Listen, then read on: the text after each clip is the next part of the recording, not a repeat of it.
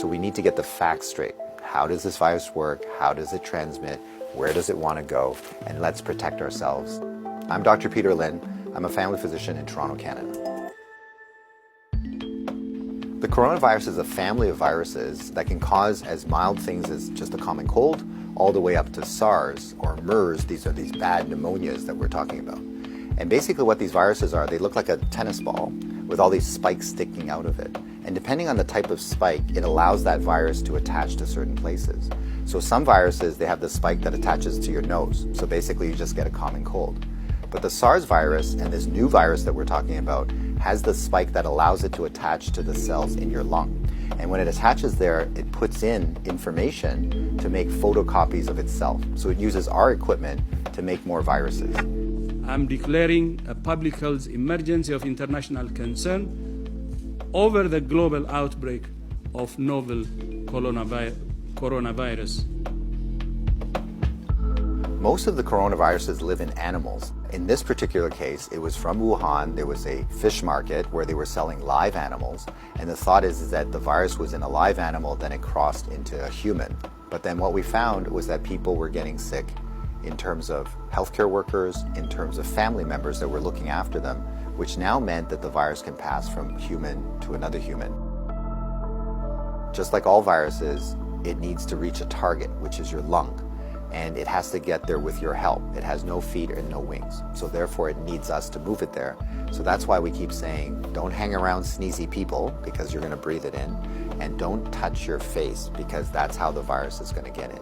The masks are helpful, but they're not necessary because they're leaky. The ones that you and I buy basically have pockets here, so therefore the virus can get in. What the masks really do is they stop us from touching our face. If you're sick, we tend to mask you, so therefore you're not spewing out the viruses to other people sitting around you. The true people that have the real masks are the N95. Those are sealed. These are for the doctors that may be caring for their patients.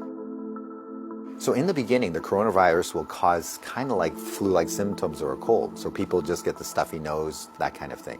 But you'll understand that as soon as that virus starts manufacturing in your lung cells, they're producing all these copies of the virus, all of a sudden now you kill the lung cells. So now you can't exchange oxygen, and that's why one of the early symptoms is people get very short of breath and they tend to have a difficult time breathing, and that's why they end up in hospital.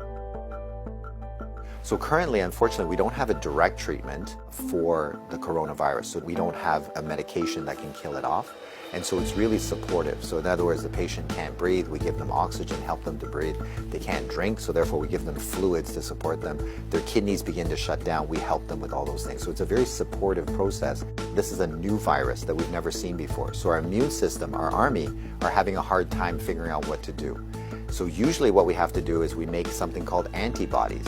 So these are things that can grab onto the spikes that we see on the virus, and it will get rid of the virus for you, and that will actually bring you back to good health. So therefore the elderly may have a worse outcome, and of course the young children.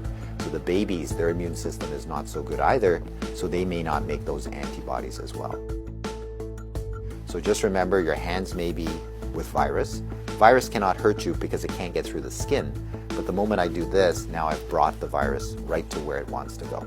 So let's remember not to touch our hands to our face. So let's say you think that you might have been on a plane or you might have bumped into somebody that has it. What should you do? So the first thing is to contact a healthcare worker to tell them that potentially you have it. If you're feeling symptoms and you're going to go into a facility, call ahead. Okay, so whether you're calling the paramedics or whether you're calling the hospital or your doctor, just mention that you were on a flight. If you don't have any symptoms, then what we do is a little bit of a self-quarantine. In other words, we can just keep you away from other people, and so you don't go into parties, don't go with your friends, don't go into public transportation. So we can contain it very easily by making sure that you do a self-confinement, so to speak, for the, let's say, 7 to 14 days is the longest incubation time. So after that, if you're feeling well, then you don't have anything to worry about. If we get the facts right, then we don't have to be overly worried, but we do the right things so that we don't get the virus ourselves and that we don't pass it on to others. And if we look after each other in this way, this virus will have nowhere to go. It needs us to move it, it needs us to make copies for it, and if we don't help it, then the virus will stop. So we have the power to do that right now.